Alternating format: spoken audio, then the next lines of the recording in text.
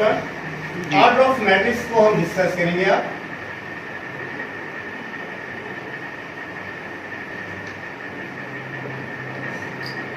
Order of matrix होता है क्या बेसिकली? ऑर्डर ऑफ मैट्रिक्स होता है कि total number of rows by total number of column और called the order of matrix.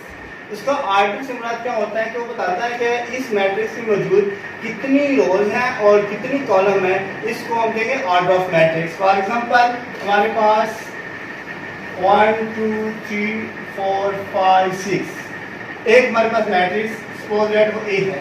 अब हम देखते हैं ऑर्डर ऑफ मैट्रिक्स में है क्या। सबसे पहले हम ये चेक करेंगे कि इसमें मौजूद कितनी रोज हैं, how many rows in this matrix. हम देख लेते हैं 1 2 1 2 how many column in this matrix, हम देख लेते हैं 1 2 3 C1 C2 C3 R1 R2 and R3। इसका ऑर्डर क्या होगा? हम लिखेंगे order of A is equal to, first of all हम रो को लिखेंगे how many rows 2 by how many columns 3। इस तरह भी लिख सकते हैं और इसको दूसरे तरीके से भी लिख सकते हैं 2 cos 3। इट मींस दैट इसका ऑर्डर ऑफ मैट्रिक्स हो गया। एंड एन को डिनोट करता है कॉलम से,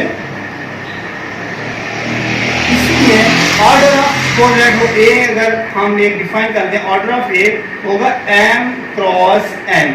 इसमें आता है m number of rose and number of columns को हम ऑर्डर ऑफ ए लिख सकते हैं। नेक्स्ट हम डिस्कस करेंगे इक्वल। ये आपके पास बेसिकली है क्या चीज? एक्सरसाइज 1.1 क्वेश्चन नंबर 1 सारा ऐसा ही है। आप लोग सब में क्या फाइंड करना है? Find the order of matrix. ये फॉलोइंग मैट्रिक्स, आप कुछ मैट्रिक्स गिवन होंगे, उनके ऑर्डर फाइंड करोगे और ऑर्डर फाइंड करने का जो मेथड मैंने बता दिया कि ये मेथड होता है कि total number of rows by total number of columns होता है। ऑर्डर ऑफ मैट्रिक्स हो गया। Next we move equal matrix. Equal matrix को हम डिस्कस करते हैं। बेसिकली किसी चीज की इक्वलिटी को शो करना होता है तो हमें कम से कम दो चीजें उनका होना जरूरी है। दो से ज्यादा भी हो सकती हैं, लेकिन एक मैट्रिक्स नहीं होगा, दो मैट्रिक्स होंगे और हम उनकी इक्वलिटी को देखेंगे कि भी दो मैट्रिक्स कैसे इक्वल होंगे। फॉर एग्जांपल मिसाल के तौर पर मैं ये कहता हूँ कि अली के जो मार्क्स हैं वो अहमद के मार्क्स के इक्वल हैं।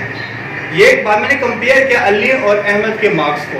इसी तरीके से मैं कहता हूँ अली के मार्क्स क्या, अगर मैं कुछ भी नहीं कह सकता, मुझे नहीं पता कि किस चीज को कंपैरिजन करूंगा। कंपैरिजन करना है तो आपके पास कम से कम दो चीजों का होना जरूरी है। लिहाजा सबसे पहले हम बात करते हैं, लेट करते हैं कि ए मेरे पास मैट्रिक्स है ए 1 2 3 4 5 6 और एक बी मैट्रिक्स मैं शो कर देता हूं 0 + 1 1 + 1 3 + 0 4 + 0 5 + 0 3 + 3। ए और बी मेरे पास दो मैट्रिक्स गिवन है। सबसे पहले इक्वलिटी के लिए क्या शो करना पड़ेगा? हमारे पास दो इसके मेन पॉइंट्स हैं। फर्स्ट ऑफ ऑल हम ये देखेंगे इक्वल मैट्रिक्स कब होगा? जब order of A is equal to order of B. पहली कंडीशन, इसके लिए दो कंडीशन होती हैं कि जो order of A is equal to order of B के इक्वल होना चाहिए। Order of A is equal to order of B. Let me see that order of A is equal to order of B. देखते हैं कि A की order कितनी है। हमारे पास number of rows 2, number of columns 3, B में number of rows 2, number of column 3, order of equal. उसके बाद नेक्स्ट हमारी कंडीशन होती है, इसके लिए कंपल्सरी कंडीशन है कि corresponding entries are equal। corresponding entries क्या होती हैं? बेसिकली हम देखते हैं corresponding entries कहते हैं आमने सामने वाली जो आपके पास एंट्रीज हैं और ए की जो एंट्रीज हैं वो बी की एंट्रीज के इक्वल होनी चाहिए। सपोज दैट अगर इधर फर्स्ट आपके पास एंट्रीज 1 है तो इसमें फर्स्ट एंट्रीज 1 होनी चाहिए, सेकंड एंट्रीज 2 है इसमें सेकंड एंट्रीज 2 होनी चाहिए, थर्ड एंट्रीज 3 है तो ये थर्ड एंट्रीज भी 3 होनी चाहिए। सिमिलरली फोर्थ एंट्रीज आपके पास है 4, ये भी 4 होनी चाहिए। इसी तरीके से आप ये देखें कि कोरस्पॉन्डिंग एंट्रीज अगर इक्वल होती हैं तब हम क्या कहेंगे? A is equal to B होता है। दूसरी कंडीशन क्या होती है इनके अंदर? Corresponding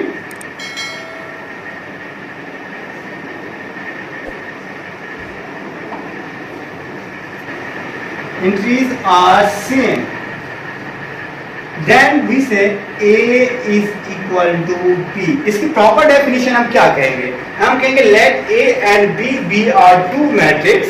Let A and B be are two matrix is said to be equal if order of A is equal to order of B, then corresponding entries are same. यानी कि corresponding entries of A is equal to corresponding entries of B. तब हम कहेंगे ये equal matrix हैं. Exercise 1.1 question number 2 में यही कह रहा है कि आप लोग बताएं कि कौन से मैट्रिसेस इक्वल हैं या नहीं है. क्वेश्चन नंबर 2 में कि इक्वल मैट्रिक्स को आप शिनाख्त करें कि ए किसके इक्वल है, बी किसके इक्वल है, सी किसके इक्वल है.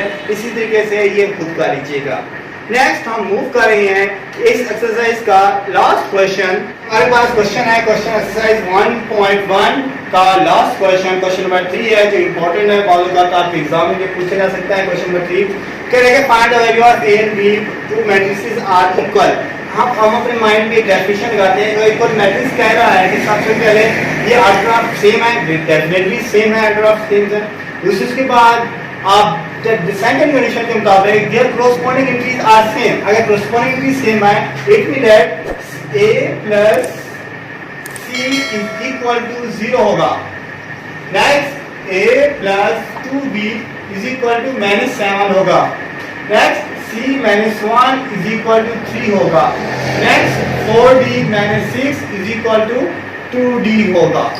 यानी कि अगर कह रहे हैं कि ये इक्वल हैं, दोनों मैट्रिक्स इक्वल हैं, इसलिए हम फाइंड ए और बी, ए बी सी और डी की वैल्यू फाइंड आउट कर सकते हैं. सबसे पहले हम देखते हैं कि हमारे पास कोई ऐसी चीज जिसका हमें एक सिंगल एलिमेंट है. Yes c minus 3 equal to c minus 1 equal to 3.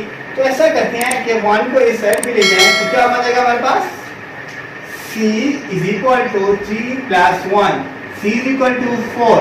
अब हमारे पास c की वैल्यू आ गई. c की वैल्यू अगर आदत है, c की वैल्यू अगर हम इसमें पुट कर दें तब हम a की वैल्यू फाइंड आउट करने के काबिल हो जाएंगे. इसी तरीके से a प्लस c की वैल्यू क्या है 4 is equal to 0, then a is equal to -4. हमने a की वैल्यू भी फाइंड आउट कर ली है, a c की वैल्यू फाइंड आउट हो गई है. तब हम b की वैल्यू भी फाइंड आउट कर सकते हैं अगर हम a की वैल्यू पुट कर देते हैं. कर लें -4 plus 2b is equal to -7. -4 दूसरी साइड पे जाए, 2b is equal to -7 plus 4, 2b is equal to -3, then b is equal to -3/2. ये हमारे पास बन जाएगा b की value.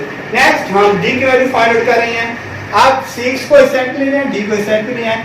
4d - 2d is equal to 6, 2d is equal to 6, then d is equal to 6/2, d is equal to 3. ये हमने find out कर लिया a b c d की वैल्यू.